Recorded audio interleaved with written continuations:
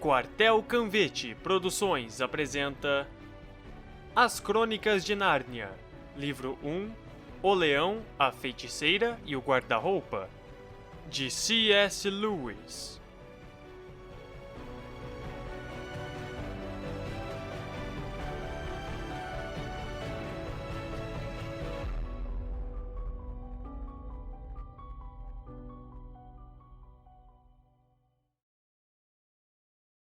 Capítulo 4 Manjar Turco.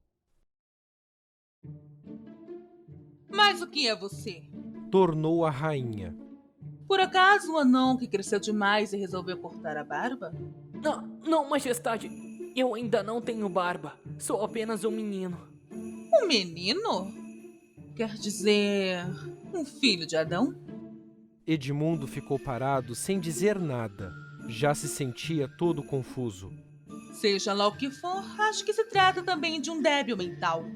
Responda logo, se não quer que eu perca a paciência. Você é humano? Sou sim, real senhora. E como conseguiu entrar nos meus domínios? Quero saber! Por um guarda-roupa, majestade. Por um guarda-roupa. Que história é essa? Eu abri a porta e de repente eu cheguei aqui. Ah, Disse a rainha, falando mais para si própria do que para ele. uma porta. Uma porta no mundo dos homens. Já ouvi falar de coisas parecidas. Pode ser o princípio do fim. Mas ele é só um e eu resolverei isso com facilidade. Levantou-se e fitou Edmundo com os olhos afogueados. No mesmo instante, ergueu a varinha. Edmundo sentiu que ela ia fazer qualquer coisa de terrível, mas não foi capaz de dar um passo. Já se considerava perdido quando ela pareceu mudar de opinião. Meu menininho, Disse ela, com uma voz muito diferente. está gelado. Sente-se aqui no trenó, perto de mim. Cubra-se com a minha manta. Vamos conversar um pouco. Edmundo não gostou muito do convite, mas não teve coragem de desobedecer. Pulou para o trenó, sentando-se aos pés da rainha, que colocou uma dobra da manta em torno dele. Que tal uma bebidinha quente? Seria bom, não seria? Sim, majestade. Respondeu Edmundo, batendo o queixo. Lá de dentro dos agasalhos, a rainha tirou uma garrafinha que parecia de cobre. Levantando o braço, deixou cair uma gota na neve. Edmundo viu a gota brilhar, como um diamante, durante um segundo no ar. Mas no momento em que tocou a neve, produziu um som sibilante e logo surgiu um copo cheio de um líquido fumegante. Imediatamente, o anão o apanhou, passando-o a Edmundo com uma reverência e um sorriso afável. Depois de ter começado a beber, Edmundo sentia-se muito melhor.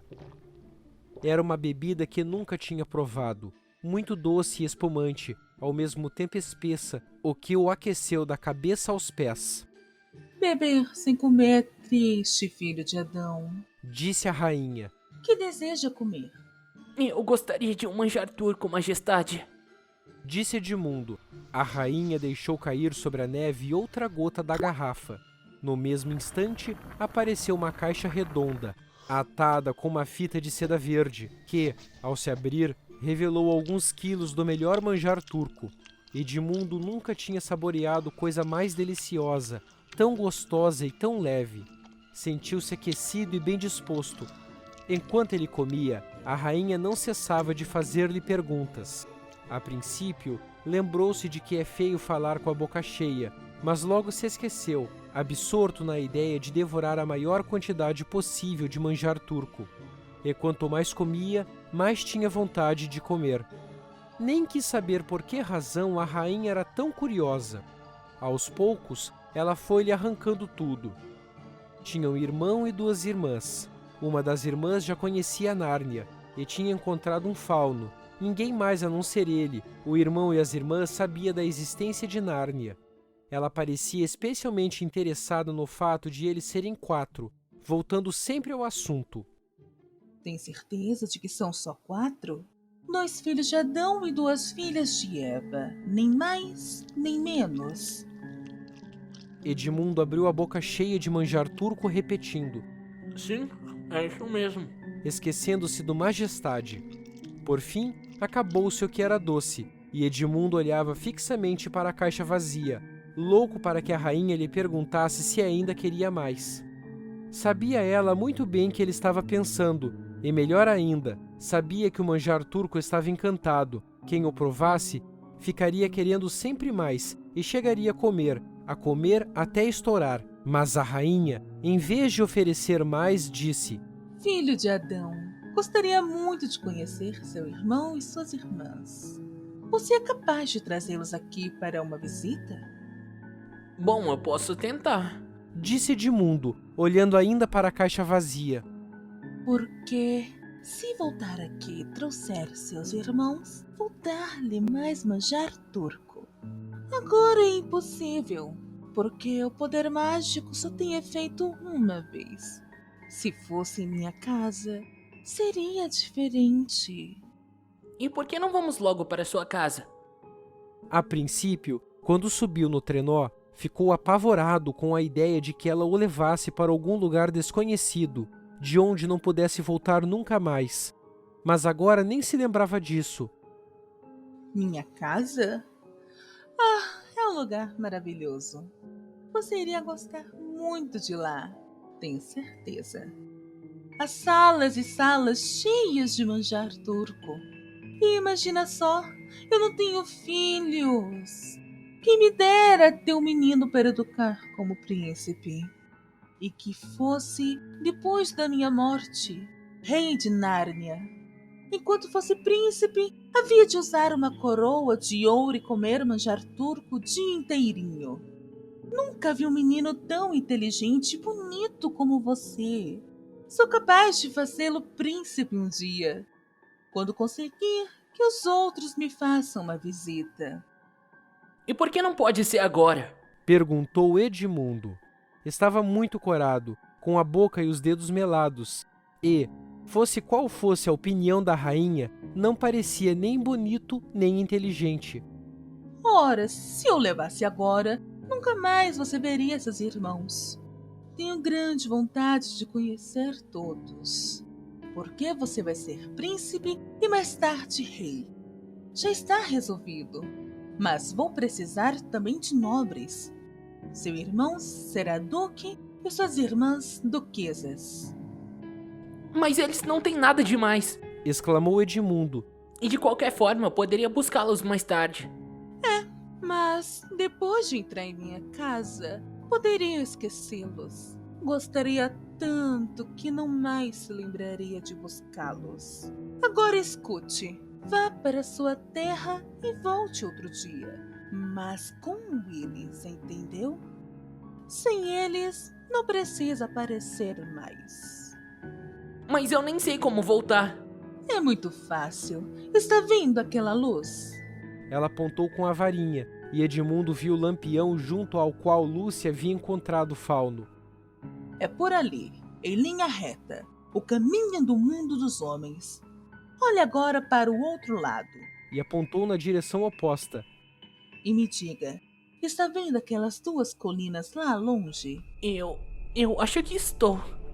Pois minha casa fica entre aquelas duas colinas. Quando voltar aqui e achar o lampião, olhe para as colinas e vá andando pelo bosque, até chegar à minha casa. Mas tente trazer os outros. Vou ficar muito zangada se vier sozinho. Eu vou fazer o possível. Falou Edmundo. E outra coisa, nada de falar de mim. Vai ser muito mais engraçado se for um segredo entre nós dois, não acha? Vamos fazer uma surpresa para eles. Um rapaz inteligente como você vai achar um jeito de trazê-los até a colina. Ao passar em frente da casa, pode dizer: vamos ver quem mora aqui? Ou qualquer coisa parecida. Será melhor assim. Se sua irmã encontrou um fauno, é possível que ele tenha ouvido contar histórias estranhas ao meu respeito. Histórias desagradáveis. Pode ter medo de vir aqui. Os faunos falam o que lhes passa pela cabeça. Bem se sabe disso. É assim, majestade. Interrompeu Edmundo de repente. Por acaso você não poderia me arranjar um pouquinho de manjar turco pra viagem de volta? Não. Disse a rainha com uma risada. Você tem de esperar pela próxima vez. Fez sinal ao anão para avançar, acenando para Edmundo à medida que o trenó se afastava e gritando-lhe. Na próxima vez, não se esqueça e volte logo. Edmundo! Edmundo! Edmundo ainda estava olhando para o trenó, quando viu alguém chamá-lo pelo nome. Lúcia corria para ele, vindo do outro lado do bosque. Edmundo, você também entrou aqui? Não é formidável? Pois é, pelo visto você tinha razão. Afinal, o guarda-roupa é mesmo mágico. Mas vem cá, me responde, onde que você estava esse tempo todo? Se eu soubesse que você tinha entrado aqui, teria esperado. Disse Lúcia, que estava ainda muito agitada e contente para reparar na aspereza com que Edmundo falava. Estive almoçando com meu bom amigo, o Sr. Túminos, o Fauno. Está muito bem. Talvez ela não tenha desconfiado de nada. Afinal de contas, pode dar tudo certo. Quem é essa feiticeira branca? Uma pessoa horrorosa. Diz que é rainha de Nárnia, embora não tenha o direito de ser rainha. É odiada por todos os faunos, dríades, naiades, anões e animais. Pelo menos pelos que são bons. É capaz de transformar as pessoas em pedra e de fazer 1000 coisas horríveis. É por causa de um encantamento dela, que é sempre inverno em Nárnia. Sempre inverno, mas o Natal nunca chega. Ela anda num trenó puxado por 2 renas. Tem uma varinha na mão e uma coroa na cabeça. Edmundo, já meio incomodado por ter comido tanto manjar turco, sentiu-se ainda pior ao ouvir dizer que a dama, da qual se tornar amigo, era uma perigosa feiticeira. Mas, lá no fundo, o que mais desejava era voltar para fartar-se daquele maravilhoso manjar. Mas quem foi que te contou essa história toda? O Sr. Túminos, o Fauno. Só pra você ficar sabendo, a gente não deve acreditar em tudo que os faunos falam. Falou Edmundo, querendo mostrar que sabia muito mais do que Lúcia a respeito de faunos. Quem foi que disse? Todo mundo sabe disso, pergunta pra quem você quiser. Mas deixa isso pra depois, agora tá muito frio, vamos logo pra casa. Pois vamos. Estou feliz por você ter vindo. Agora eles têm de acreditar. Vai ser engraçado. Edmundo achou que não seria tão engraçado para ele. Teria de confessar perante os outros que Lúcia estava certa, e é claro que Pedro e Susana tomariam logo partido dos faunos e dos animais, e ele estava quase inteiramente do lado da feiticeira. Além disso, não sabia o que havia de dizer ou como guardar segredo, quando todos estivessem falando de Nárnia. Já tinha andado muito. De repente, sentiram-se rodeados de casacos, em vez de ramos de árvores. Daí a pouco estava na sala vazia. Você está com uma cara horrível, Edmundo. Disse Lúcia. Está passando mal? Eu tô me sentindo muito bem. Não era verdade. Estava mesmo passando mal. Vamos ver onde estão Pedro e Susana. Tem muita coisa para contar.